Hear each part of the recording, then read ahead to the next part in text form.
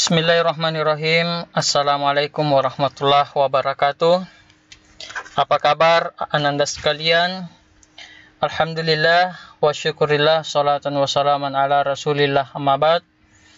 Pada hari ini kita akan melanjutkan pertemuan kita pekan yang lalu terkait materi hormat dan patuh kepada orang tua dan guru dengan pembelajaran kita, yaitu pendidikan agama Islam dan budi pekerti. Mari kita mengawali perjumpaan kita dengan bersama-sama membaca doa. Bismillahirrahmanirrahim. Rabbi zidna ilman warzuqna fahman. Rabbi syrah li sadri wa yassir li amri wahlul 'uqdatam min lisani yafqahu qawli. Amin ya rabbal alamin. Baik ananda sekalian, pekan lalu kita sudah membahas tentang perilaku hormat kepada orang tua dan guru. Kemudian kita sudah membahas terkait dalil dalam Al-Quran surah Al-Isra tentang hormat dan patuh kepada orang tua dan guru. Kemudian juga kita sudah membahas tentang hadis terkait hormat kepada orang tua dan guru.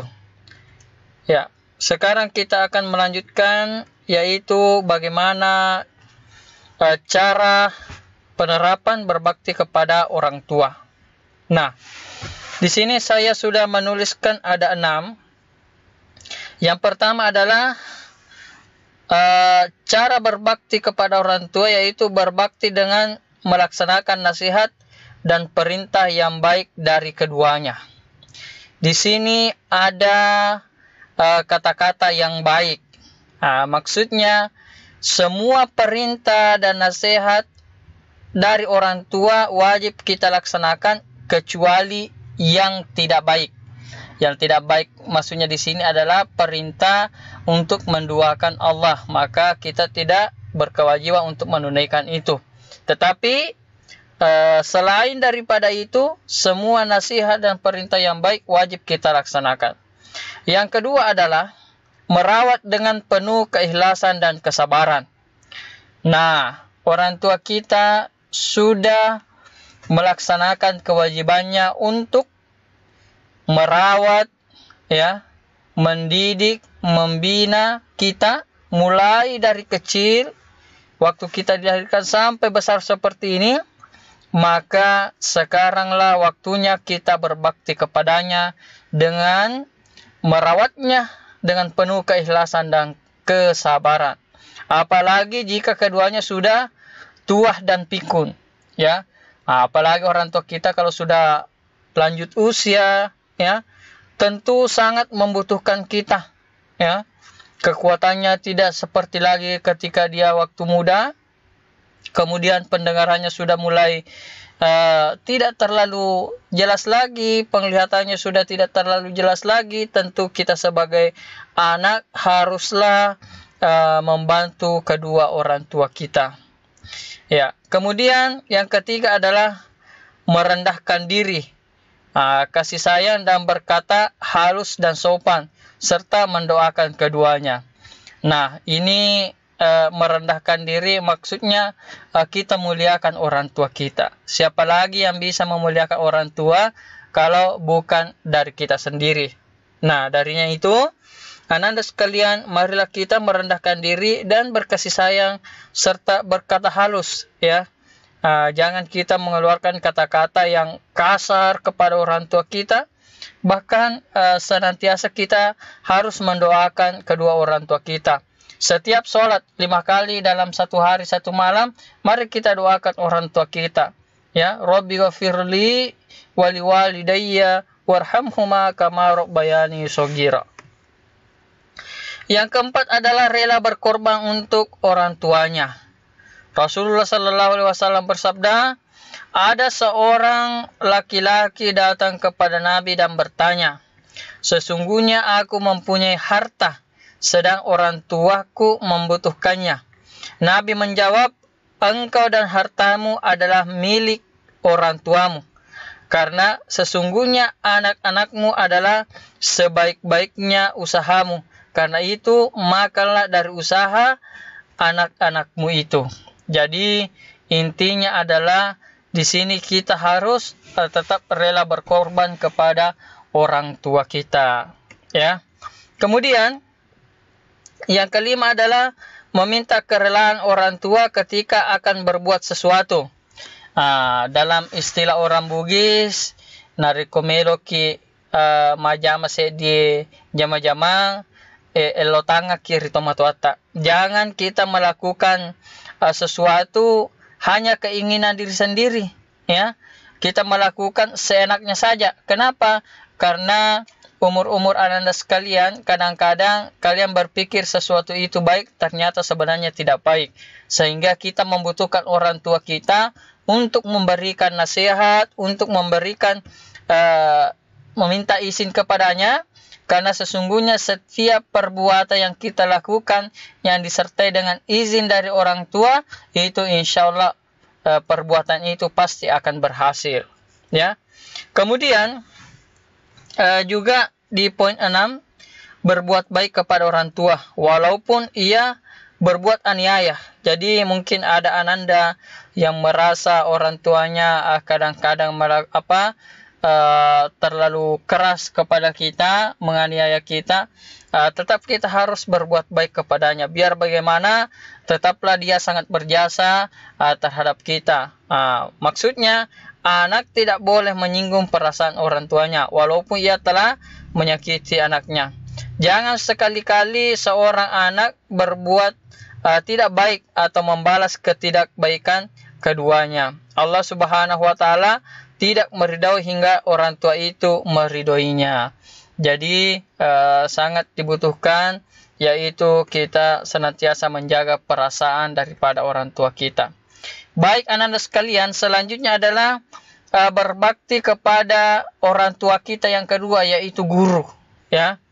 Banyak cara yang dapat dilakukan seorang siswa dalam rangka berakhlak terhadap guru. Misalnya menghormati dan memuliakannya, mengikuti nasihatnya. Ya, jangan justru kita cerita jelek-jelek gurunya, ya, bahkan merendahkan gurunya, ya, dan tidak mau mendengar nasihat-nasihatnya. Ketika ditanya, jangan ki begini nak, jangan ki begini, bilang iye, tetapi ternyata juga dilakukan, berarti itu tidak mengikuti nasihat, hanya mendengarkan saja. Tapi di sini diharapkan Ananda mampu mengikuti nasihat-nasihat semua guru-guru kita. Yang kedua adalah mengamalkan ilmunya dan membaginya kepada orang lain. Ilmu yang diberikan oleh Bapak Ibu guru kita itu tidak hanya untuk kita ketahui, tetapi bagaimana kita mampu untuk mengamalkannya.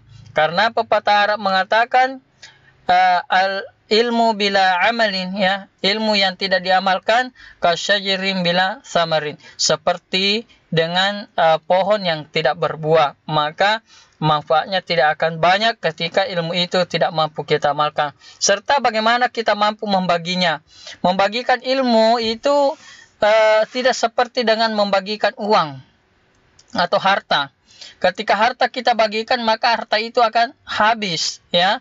Sementara ketika ilmu yang kita bagikan, maka ilmu itu akan semakin bertambah, ya. Jadi itulah kemuliaan daripada ilmu. Yang ketiga adalah tidak melawan, ya, menipu dan membuka rahasia guru. Ya, jangan sama sekali kita mau melawan terhadap apa yang diperintahkan oleh guru, bahkan sampai menipunya. Ini di tengah pandemi sekarang ini kadang-kadang banyak anak-anak peserta didik yang mulai menipu guru. Bagaimana contoh penipuannya? Misalnya dikasih tugas untuk menulis. Setelah dia tulis, dia foto saja punya temannya. Baru dia kirim juga kepada guru yang bersangkutan. Itu maksudnya mau menipu guru. Padahal saya sudah menemukan beberapa anak yang seperti itu, dan saya nasihati bahwa jangan sama sekali kamu menipu guru. Kenapa? Orang yang menipu guru, maka dia akan tidak mendapatkan keberkahan daripada ilmu. Apa yang dimaksud keberkahan ilmu? Ketika ilmu itu diberikan oleh Bapak Ibu guru kita, kadang-kadang hari ini kita tidak mampu memahami dengan baik, hari ini kita tidak mampu menghafal dan sebagainya, tetapi kita tetap patuh dan taat serta berusaha keras belajar, meskipun tidak paham-paham, tetapi suatu saat nanti ilmu itu akan kita paham dengan sendirinya. Itulah yang dimaksud dengan keberkahan ilmu. Tetapi yang dimaksud dengan tidak berkahnya ilmu karena menipu, melawan, ya, atau tidak menghargai guru.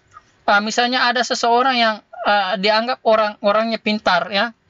Setiap ada yang disuruh hafal, dia hafal, disuruh jelaskan, dia jelaskan. Tetapi setelah ilmu itu mau dimanfaatkan, dia tidak bisa menggunakannya lagi. Kenapa? Karena keberkahan ilmu tidak ada padanya. Maka jangan sama sekali kita mau melawan, menipu, apalagi membuka rahasia guru. Yang keempat adalah memuliakan keluarga dan sahabat karib guru. Ya, bukan hanya gurunya, tetapi keluarganya, ya, istrinya guru, anaknya guru, sahabatnya, itu harus kita muliakan pula. Kemudian yang kelima adalah murid atau peserta didik harus mengikuti sifat guru yang dikenal akhlaknya baik. Jadi tentu ada guru-guru kita yang luar biasa akhlaknya dalam kehidupan sehari-hari. Mari kita jadikan beliau sebagai uswah, ya, sebagai teladan dalam diri kita. Ada guru kita yang memiliki ilmu yang sangat tinggi, maka coba kamu tirukan sifatnya, ya, ilmunya itu, supaya kamu juga memiliki ilmu yang tinggi. Ada juga guru kita memiliki keahlian di bidang tertentu, maka ikuti guru kita itu, ya. Kita harus kenal baik, ya. Kemudian berwibawa, santun dan penyayang. Itulah salah satu beberapa sifat-sifat guru yang harus kita jadikan teladan dalam kehidupan sehari-hari. Kemudian yang keenam, murid harus mengagungkan guru dan meyakini kesempurnaan ilmunya. Ya, jangan sampai kita ada yang beranggapan bahwa guru ini kurang pandai, ya. Apalagi ada yang mengatakan bodoh-bodoh. Tidak boleh sama sekali. Orang yang berhasil hingga menjadi ilmuwan besar sama sekali tidak boleh berhenti menghormati guru. Ingat, banyak sekali orang yang berilmu yang sekarang ini menjadi orang-orang besar itu, ingat siapa yang berjasa pada dirinya, tidak lain dan tidak bukan adalah dari guru-gurunya. Kemudian selanjutnya adalah bersikap sabar terhadap perlakuan kasar atau akhlak buruk guru, ya. Jadi ketika mendapatkan perlakuan yang tidak baik, maka kita harus bersabar. Hendaknya berusaha untuk memaafkan perlakuan kasar. Turut mendoakan keselamatan guru, ya. Ananda juga diharapkan senantiasa mendoakan guru-gurunya, ya, apalagi di tengah pandemi virus corona ini, tetap Ananda diharapkan mendoakan semua guru-guru kita agar tetap sehat walafiat, sehingga betul-betul kita tetap mendapatkan bimbingan dari Bapak Ibu guru kita. Baik Ananda sekalian, selanjutnya adalah menunjukkan rasa terima kasih terhadap ajaran guru. Ya, bagaimana kita mampu menunjukkan ucapan terima kasih kepada guru kita yang tidak lelah letih dalam membina kita. Melalui itulah ia mengetahui apa yang harus dilakukan dan dihindari.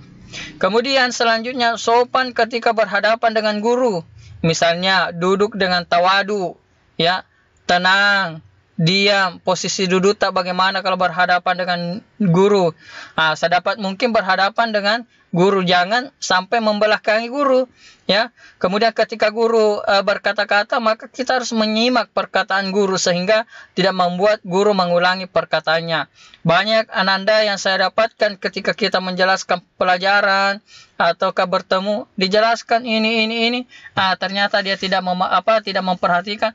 Akhirnya guru itu kasihan mengulangi kembali. Kenapa? Karena dia tidak paham, karena dia tidak memperhatikan gurunya. Ya, kemudian yang 11 adalah tidak dibenarkan berpaling atau menoleh tanpa keperluan jelas, terutama saat guru berbicara kepadanya. Dan terakhir adalah berkomunikasi dengan guru secara santun dan lemah lembut.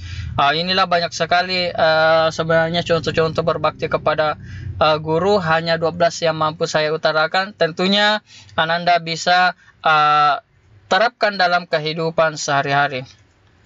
Nah, kenapa kita perlu berperilaku hormat dan taat kepada orang tua, terutama orang tua, ya, hormat dan taat kepada orang tua saat masih hidup maupun yang sudah meninggal dunia, ya. Jadi bersyukurlah Ananda yang masih diberikan kesempatan untuk bersama orang tua kita masih mampu untuk berbakti secara langsung kepadanya. Ya, bagaimana kasihan teman-teman kita, saudara-saudara kita yang sudah tidak memiliki orang tua. Mereka juga ingin bersua dengan kedua orang tuanya, akan tetapi Allah sudah memanggilnya. Dan bagaimana caranya berbakti? Tidak lain dan tidak bukan kita doakan orang tua kita yang sudah meninggal, kemudian menjalin silaturahim, berkunjung kepada sahabat-sahabatnya orang tua kita, serta ketika ada cita-citanya orang tua yang belum tersampaikan, kitalah anaknya diharapkan untuk untuk melanjutkan perjuangan orang tua kita itu. Kemudian perilaku hormat dan taat kepada guru. Hormat dan taat kepada guru saat masih hidup maupun sudah meninggal dunia.